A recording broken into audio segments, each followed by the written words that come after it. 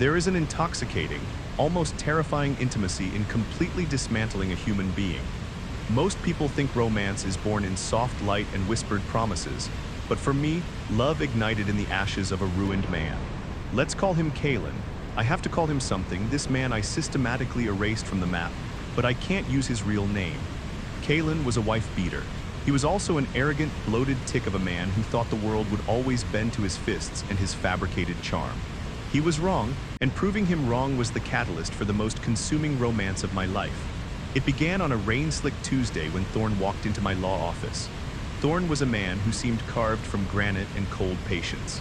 He smelled of rain-soaked cedar and expensive coffee, but beneath his perfectly tailored charcoal suit, he carried a simmering, dangerous quiet. Thorne was Kaelen's ex-business partner. More importantly, he was the older brother of Alara. The gentle, soft-spoken woman Kaelen had spent 3 years breaking down behind closed doors. Aside from the visceral, blood-boiling reality of his sister's bruised ribs, Thorne had a serious business vendetta against Kaelen. Embezzlement, breach of fiduciary duty, fraud. Thorne laid the files on my mahogany desk with a heavy sigh, his dark eyes meeting mine. In that single electric look, a silent pact was formed. He needed a weapon. I was the sharpest one in the city. Kaelen swaggered into the courtroom months later, completely confident that his usual cocktail of bluster and outright perjury would carry the day. It had always worked before. His lies and his veiled physical threats had won him a lucrative, uncontested settlement with Alara, entirely free of child support. He sat at the defense table, picking his nails, grinning at me as if I were a minor annoyance he could swat away. He thought threats would silence Thorne and that charm would blind the judge.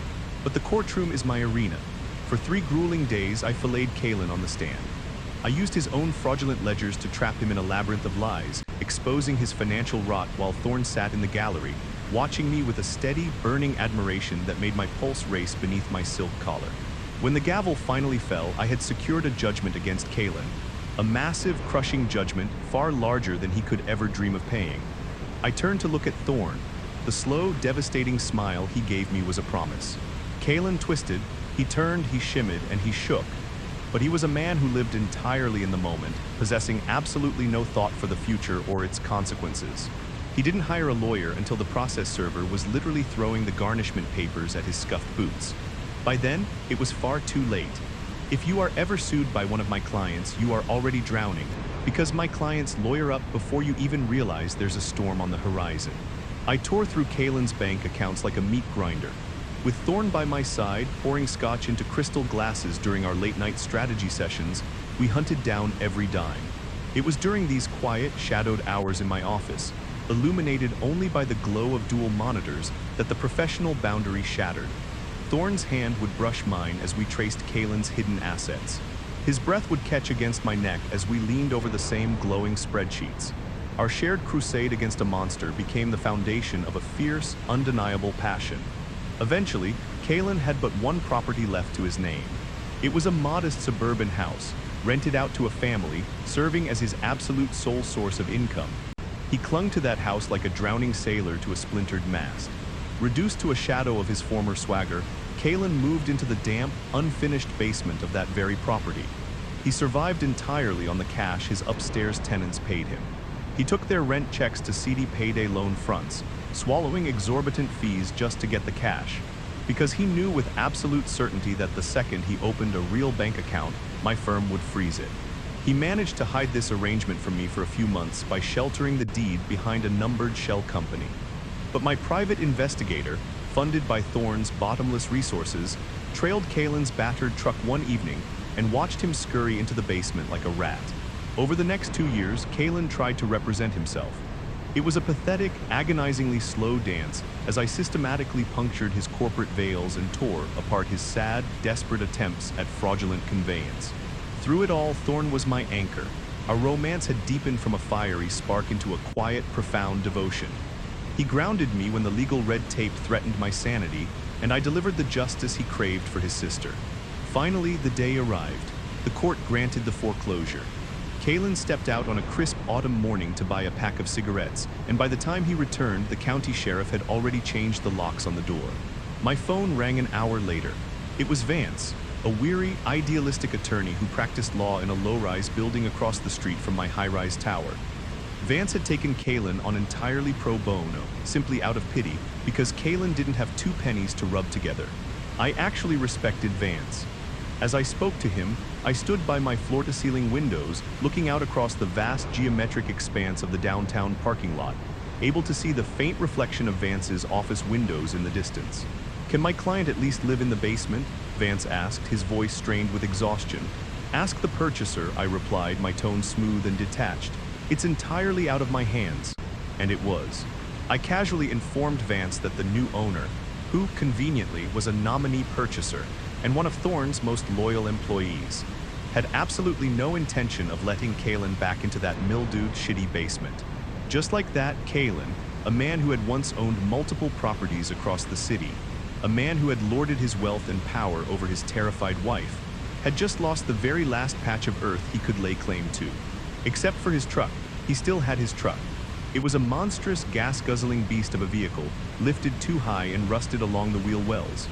It was far too old and mechanically frail to be worth the cost of seizure and auction, so I had intentionally left it off the asset list. I let Kaelen keep it, and I was glad I did, because that rusted metal cabin was now the only place Kaelen had to sleep. The mighty abuser, reduced to curling up on torn vinyl seats. That was his life until his own toxic spite caused him to make one final, fatal mistake. The call came in from the tenants at the house Kaelen used to own. "He came back," the tenant told me, her voice trembling slightly. "He parked his truck sideways, completely blocking the driveway." Kaelen had gone completely feral. Out of sheer, impotent rage, he had abandoned the truck there, screaming at the sky, and walked all the way into town, vowing to return at nightfall to sleep in the vehicle just to terrorize them. "Can you get your cars around the truck?" I asked, my mind already calculating the angles. "No," the tenant said, "we're trapped." I smiled, catching Thorne's eye across the room. He raised an eyebrow, sensing the kill.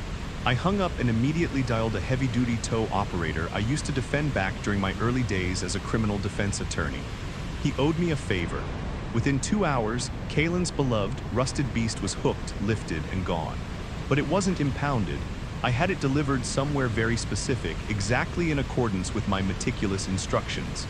The very next morning, my desk phone chimed. It was Vance, the pro bono lawyer. "My guy wants his truck back," Vance said, his voice hard. "Not happening," I replied smoothly. I stood up, smoothing the front of my skirt, and walked over to my 15th floor window. Thorne stepped up behind me, wrapping his strong arms around my waist, his chin resting softly on my shoulder. Together, we looked down at the sprawling asphalt lot below. I imagined Vance standing in his own cramped office down there, facing the same lot. "But you have no legal right to the truck," Vance argued, his frustration bleeding through the receiver. "He has no right to block a man's driveway," I countered. The irony was thick and delicious. It was a terrifying sensation, really, standing up high in the sky, pronouncing words that stripped a man of his final worldly possession. I felt a chill run down my spine, a sudden, sharp realization that this must be what a vengeful deity feels like before casting a soul into the abyss. But the warmth of Thorne's embrace kept me tethered to my humanity. I wasn't doing this for power. I was doing it for the woman who used to flinch when a door slammed. "Are you really going to make me go to court over a rusted-out truck?" Vance sighed. "Do what you feel you must," I said coldly. Vance muttered that Kaelen was coming into his office the very next morning to sign a sworn affidavit, and they would file an emergency motion to retrieve the vehicle. I told him I looked forward to reading it and hung up. I wasn't the least bit concerned. The following morning was brilliant. The early sun cut through the city smog, painting the skyline in strokes of gold and bruised purple. It was exactly 9 o'clock. I stood at my window, sipping a steaming cup of black coffee, Thorne sitting casually on my leather sofa, reading the Financial Times. My phone rang. I put it on speaker. "Why didn't you tell me that Kaelen's truck was parked directly outside my office window?" Vance's voice was wound tighter than a piano wire. He was practically vibrating with anger. "Is that so?" I murmured, staring straight down, 15 stories below, where Kaelen's oversized truck sat squarely in a visitor parking space right outside Vance's ground floor window. How incredibly careless of my bailiff to leave the vehicle where your client could so easily reclaim it. I really must have a stern word with him. "Very funny, my client is going to sue you for." "No, Vance, he isn't," I interrupted, my voice dropping its playful edge, becoming pure steel. "He is going to walk outside, get into that truck and drive away, right now." I told my tow operator to fill up the gas tank, and he even gave it a fresh oil change. Gratis. You tell your client to get in his truck and disappear. Tell him that if I ever see his face, his name, or that miserable truck anywhere near this city again, I will immediately seize it to satisfy the remaining balance of my client's judgment. Vance tried to argue. He tried to muster some righteous legal indignation, but the fight had completely left him. I held my ground, unyielding as bedrock, until he finally fell silent. I ended the call and took a slow, deliberate sip of my coffee. Minutes later, a tiny figure emerged from the low-rise building across the street. Even from 15 stories up, I could see the profound change in Kaelen's posture. The arrogant bounce in his step, the aggressive roll of his shoulders, it was all gone. He moved like an old, broken dog. The malicious joy he once took in hurting others had been entirely snuffed out by the crushing weight of his own ruin. He wasn't the first abusive coward I had destroyed in my career, and he certainly wouldn't be the last, but he was the only one whose final, absolute defeat I witnessed from on high.